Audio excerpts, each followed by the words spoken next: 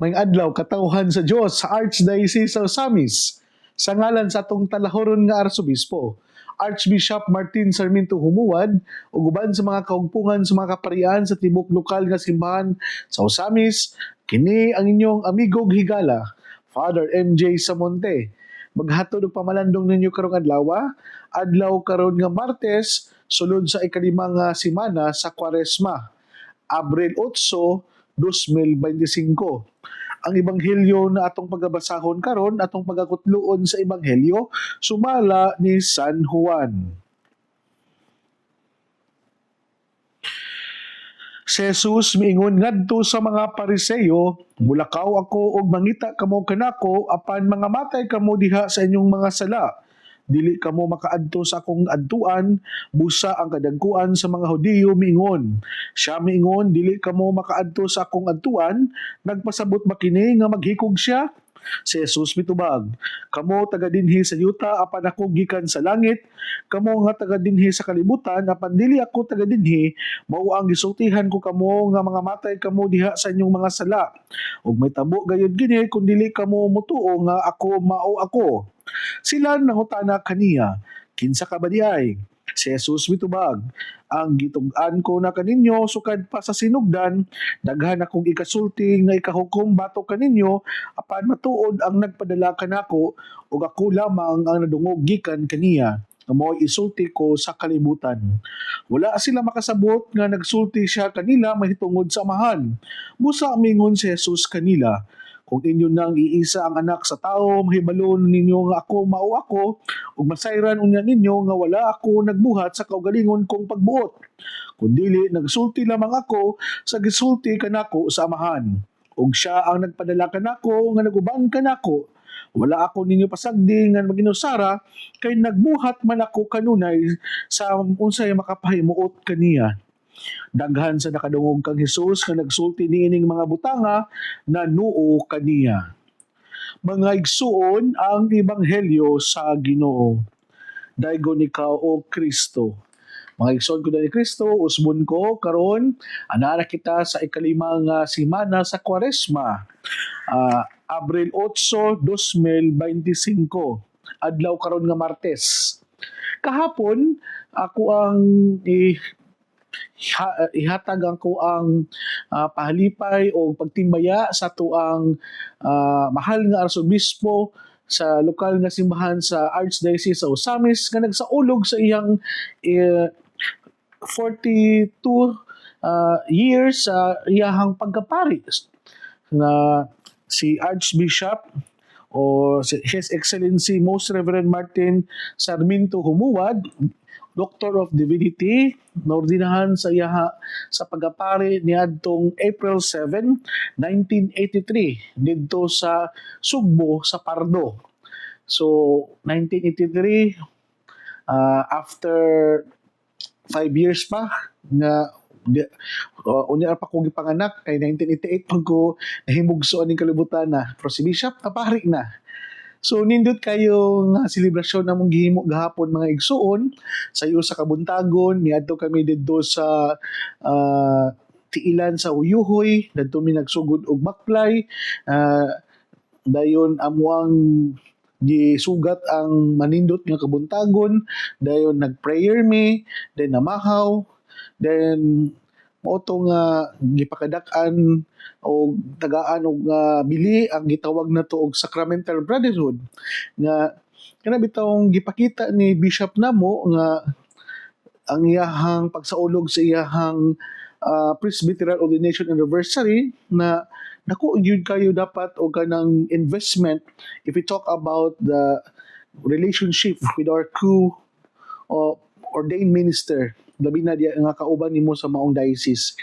Kay isip mga inordinahan, espesyal man kini nga gasa nga gihatag sa Dios, busa we need to do something to strengthen our bond, our camaraderie within the clergy nga nabitawng diha mi mukuha og kusog, kadasig og inspirasyon gikan sa among kauban para kini nga sila ra pud ang makasabot namo, among kaubang pari ra pud mao'y kabadong maminaw namo o kami pod makadungog og mga tambag og mga pahimangno nga gikan na pod nila nga kami ra pod mo ay nagsinabtanay sa maong kinabuhi.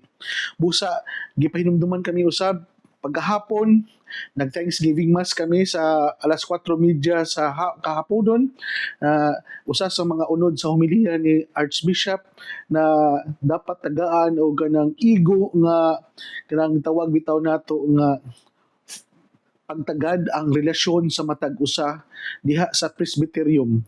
Kay ngano man, kay ang pari manggod nga dili makapaghalubilo sa iyang kaubang pari, mahimo nga questionably nga pari. Kay ngano man, asa man di siya nagikan sa iyahang grabe tong asa man di nagikan siya sa iyahang source of strength, sa iyahang kadasig, sa kung ang iyang circle of friends dili pod gikan sa mga kaparian. Mao ni nga dako kayo nga pahinumdum nako isip bag-ong membro nga o bag-ong naordinahan usab nga dapat ang dili lang ko mo reach out usab sa mga tao na gusto nako kundi gusto pod na I have to do something to strengthen my relationship with my brother priest, especially within the diocese or our archdiocese of Osamis. Salamat kay sa imuhang pahinumdum Archbishop na usa kini sa mga pahinumdum nimo kanamo na we must continue to live in a simple life o muampo gyud sa muang daily prayer through reading our liturgy of the hours, our breviary. We should find time, we should be creative enough nga muangita og oras ug panahon kung kano sa kami makaampo sa amuang mga devotion diha sa Liturgy of the Hours and Holy Rosary ug labaw sa tanan ang paghatag og nindot nga relasyon ngadto sa mga kaubang kaparian, ngadto sa katawhan sa Dios ug labi na ang nindot nga koneksyon namo sa amuang obispo nga mo'y naghatag og kanang fullness amuang pagkapari. So hinaot pa unta nga sama usab nimo Archbishop kami makaabot pod sa maong tuig o sa 42 years and more hantod sa katapusan sa among ginhawa, we'll offer it our last breath for the Lord. Na kana bitawng kami gipili man sa Dios ug pilion mo namo ang pagapari hantod sa katapusan sa gutdo sa among kinabuhi. Nindot kayo mga igsoon no na next week muhimo na sad kami sa mo ang renewal of vows ug diha pod pagabuhaton namo ang announcement sa bag-ong mga assignment sa mga kaparian sa lokal nga simbahan sa Archdiocese sa Osamis. Yan po mininyo na sa pagdawat namo sa among bag-ong mga assignment, madasigon kami, malipayon kami o kanyang new energy, new environment na mutubo kami. Sama pa sa gingon sa akong kaubang pare nga si Father Ray Pernia, grow where you are planted. Na hinaot pa unta sa mga bag-ong mga assignment na amo ang adtuan kami usab makahatag og bag-ong kinabuhi, kadasig ug kana bitang makapalig-on kami sa mga pagtuo sa mga tawo na among alagaran. Dili unta nga kami mo'y hinundan nga mga luya sila, dili unta kami mo'y hinundan nga ma-discourage sila, only we are a giver of life, giver of hope and inspiration to others. We are naghatag kami og kanang nindot nga pag-ong kinabuhi sa maong community ug kami dili unta makapaluya ug makapasubo sa maong community namong pag-aadtuan. So ubo sa ngalan sa ato ang Kuta Shrine Rector na si Reverend Father Juniver Roma, ako og si Father Iman Pujutan, kaming tulo magapasalamaton nga muhatag sa muang pagpasalamat sa pag-uban namo. Ako for 1 year di ko diya sa kuta, si Father Eman for how many months po siya, ug si Father Undo nga siya gyud mo na himong Shrine Rector nga hinaot pa unta despite sa among mga kakulangon, sa among mga lapses, sa among mga flaws, kamo naguban namo sa pagpangalagan diha sa Birhen sa Kuta Shrine. Salamat sa inyong mga suporta, salamat sa inyong paghatag o ganang kadasig, pinaagi sa paghatag po ninyo o ganang mga sincere and honest feedback na every time after the Mass. Kung hinaot pa unta na kini inyong mga feedback, comments, at inyong mga inspiring na mga mga gitawag nato og recognition and acknowledgement kini balunon namo na mas mahimo pa kaming mas maayong tawo o mas maayong pari sa magkadugay mi sa among ministriya. Kana bitong magkadugay unta mi sa among ang pagkapari, mas ma-fully furnished pagid namo ba among identity o mugawas pagid ang the best sa amo ang version sa amo ang pagkatawo o sa among pagkapari. Kay magkadugay dili unta magkaduya, magkadasig, magkadugay dili unta nga buwadaan og gana kun dili mas ma-widen ang iyang horizon, mas mulapad ang iyang panglantaw sa kinabuhi sa pagapari. Magkadugay unta mi sa mong pagapari, dili unta namo masabtan ang tinuod nga kahulugan sa pagapari nga sama ni Kristo kami ang nagsakripisyo o kami pod ang muhatag sa maong sakripisyo, that we are willing to sacrifice because we know in rendering our sacrifice, pag hindi dili lang paghimuog sa maong sakripisyo, kami usab nga nagsakripisyo tungod kay ang pulong nga sakripisyo gikan sa Latin nga pinulungan nga sacer, which means in English sacred. And every sacrifice that we are doing isip kinabuhi sa pari puno sa sakripisyo, mo ni makapabalaan namo kung mauman ang pagsakripisyo namo sa mo ang mga lawas nun nga kaibog, ang pagsakripisyo man namo sa mo mga personal desire, personal interest sa kinabuhi, we learn to sacrifice it for the greater glory of God. Kana unta mga igsuon bitaw nga mas magkalalong pagilunta ang amo ang pagsabot sa kinabuhi sa pagapari, kay kung masabtan namo totally hinay-hinay ang kinabuhi sa pagapari, kay dili di siya kinabuhi sa comfort and convenient, kinabuhi di siya sa sakripisyo pero puno sa kalipay, nasama sa gibuhat ni Kristo, nagsakripisyo sa siyang kaugalingon pero malipayon siya nga mihalad siyang kaugalingon kay tungod he fulfilled his mission na unsay gustong ipabuhat sa amahan diya kaniya. Sama usab na mo isip mga pinili nga mga inordinahan sa simbahan, bisan pa magdaghan mig mga kakulangon pero magpabilin kami nga mulahutay, mo endure, mo persevere sa isip ordained minister of the Catholic Church. Kay bisan pa man sa mong mga kakulangon o pagkamakasasala, kami mga kanunayon ug andam kami nga muhalad sa mong kagulingon sama sa kong gingon kanina until our last breath.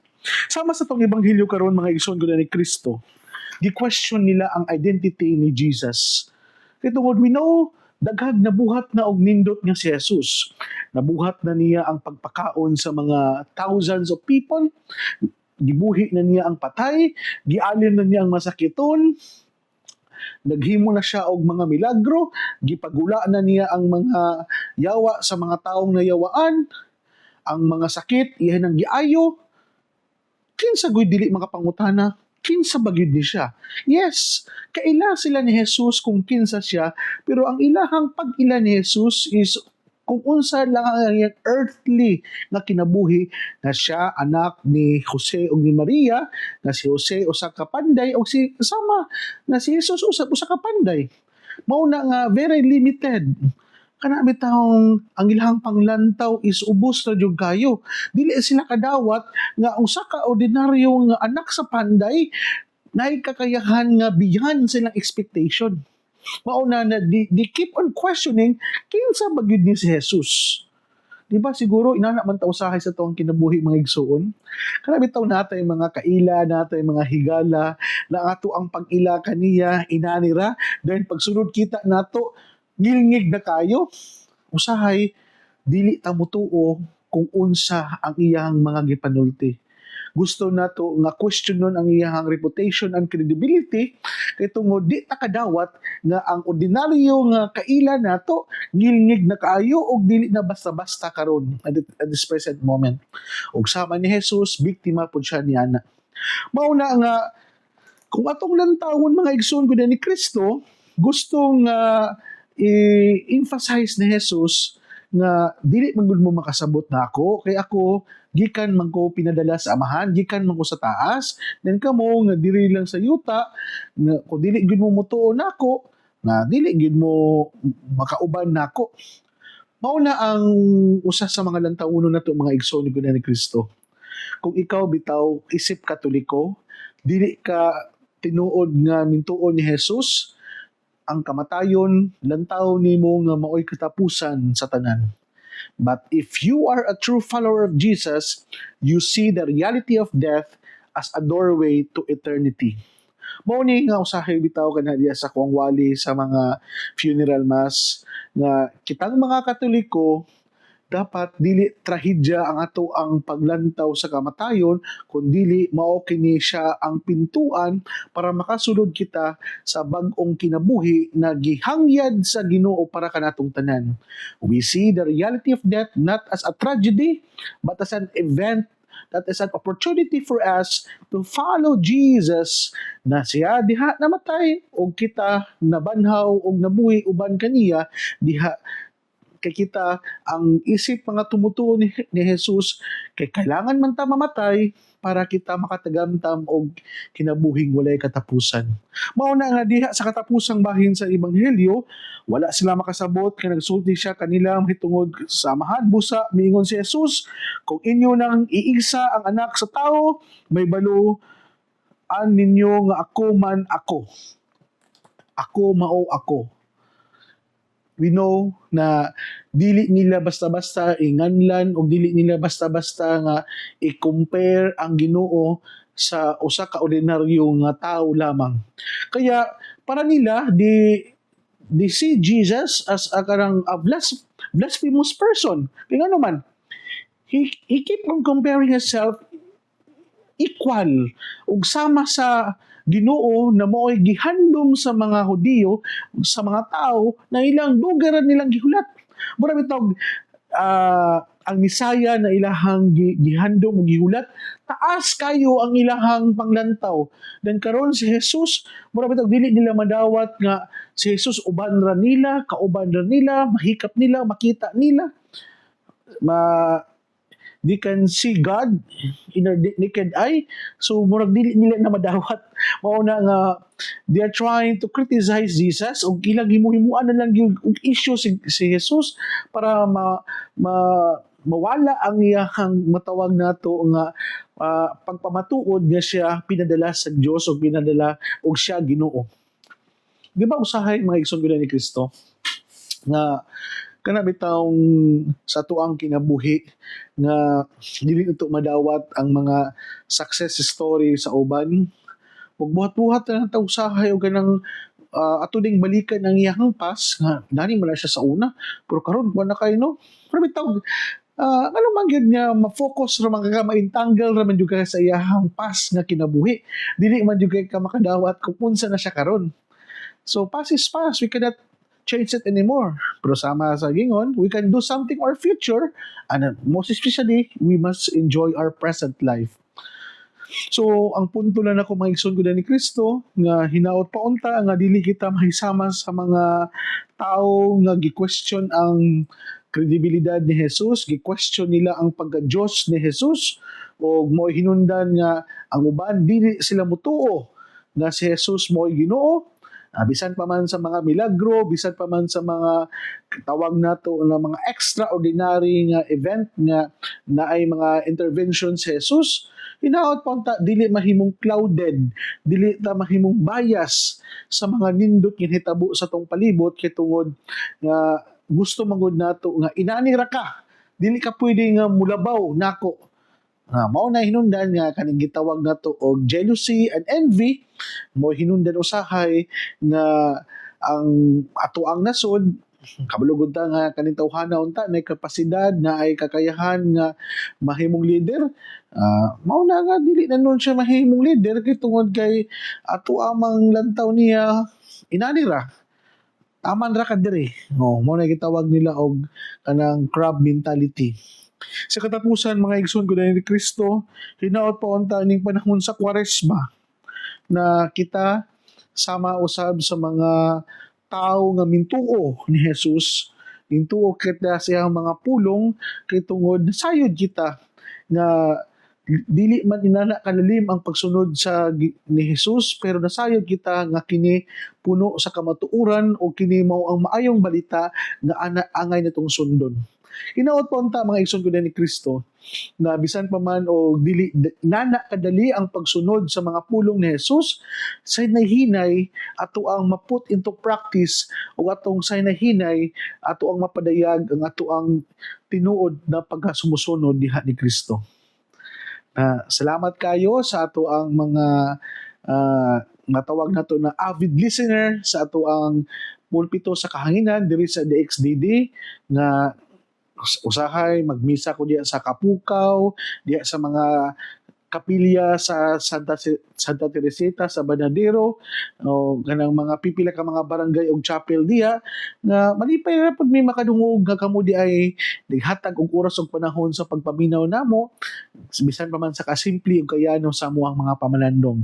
So ako, uban sa ato ang mahal na Arsobispo o Father Iman nga naghatag sa amo ang pamalandong for the whole week.